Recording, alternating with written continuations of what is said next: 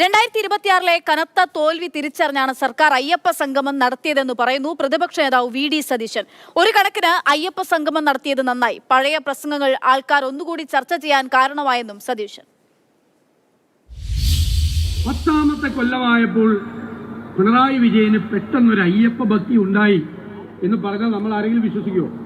10ാമത്തെ കൊല്ലം ഞാനിതൊക്കെ പറഞ്ഞാലും അത് നടത്തിയത് നന്നായെന്നുള്ള അഭിപ്രായക്കാരനാണ്.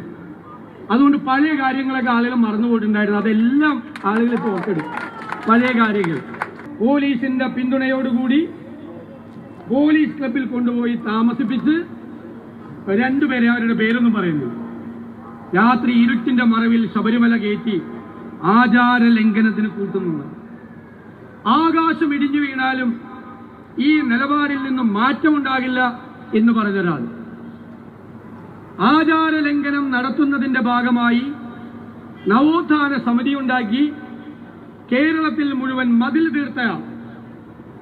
നവോത്ഥാനം പുരോഗമന ചിന്താഗതിയാണ് നവോത്ഥാനം. ആ നവോത്ഥാന മതിൽ പങ്കെടുത്ത രണ്ടുപേരാണ്. ഒരു ചെടുവൻ ചേച്ചിയാണ് പത്തനംതിട്ടയിൽ നിധി കിട്ടാൻ വേണ്ടിയിട്ട് നരബലി നടത്തിയത്.